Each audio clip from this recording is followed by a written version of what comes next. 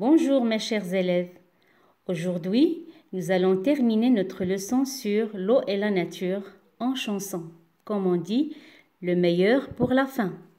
Alors, je vous demande d'apprendre cette chanson et de la chanter à votre façon, au rythme que vous souhaitez. Pour vous entendre un peu, vous allez l'enregistrer et l'envoyer sur Classroom. Alors, c'est une chanson, un poème qui décrit le cycle de l'eau, les changements d'état que subit l'eau lors d'un cycle. Alors, écoutez bien, une goutte d'eau. Une goutte d'eau est tombée du ciel et sur mon carreau là, elle ruisselle. Elle glissera dans le caniveau pour aller grossir un petit ruisseau. Ce petit ruisseau, devenant rivière, rejoindra un jour les bords de la mer. La goutte chauffée par notre soleil deviendra buée là-haut dans le ciel. Dans un gros nuage, elle s'entretiendra avec d'autres gouttes du vent et du froid.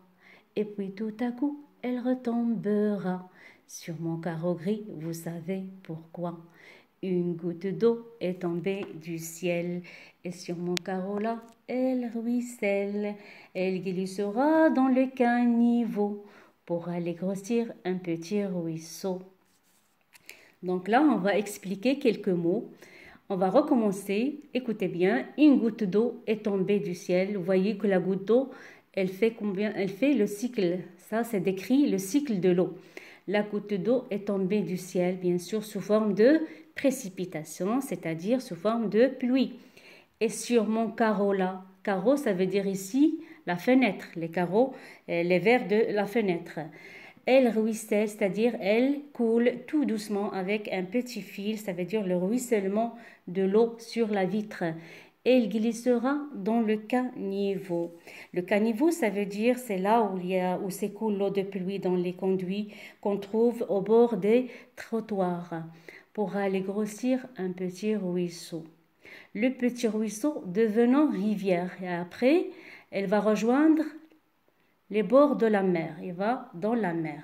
Une fois dans la mer, la goutte chauffée par notre soleil. Ça décrit quoi ici? Ça décrit l'évaporation.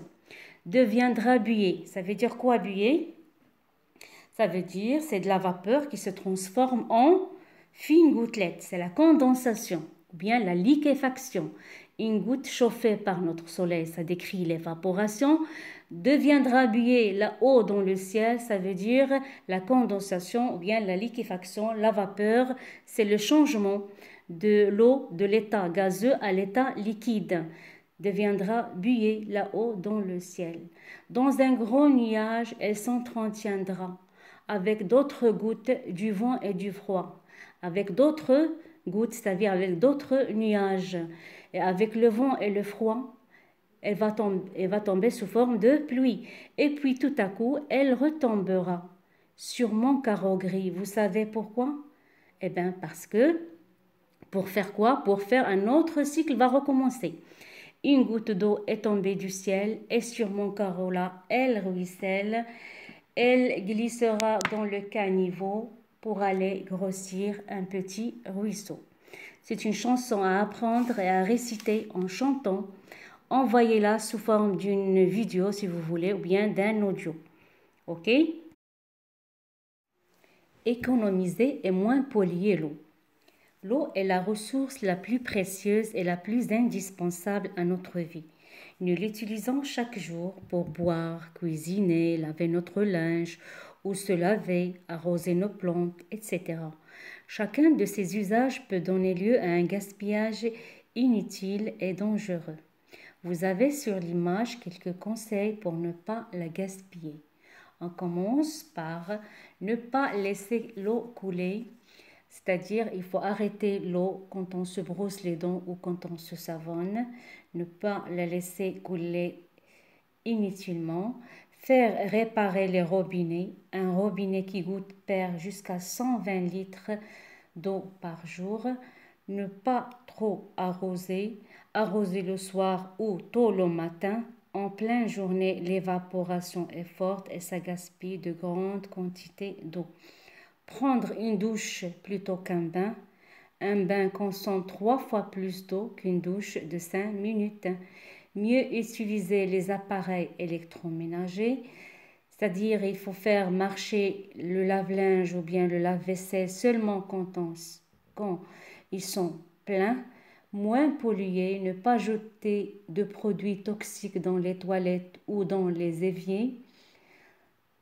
Et aussi ne pas jeter les produits chimiques quand j'utilise l'eau. Donc tous ces gestes, ça aide à ne pas gaspiller l'eau. Vous avez ici, l'eau c'est la vie, il ne faut pas que je la gaspille.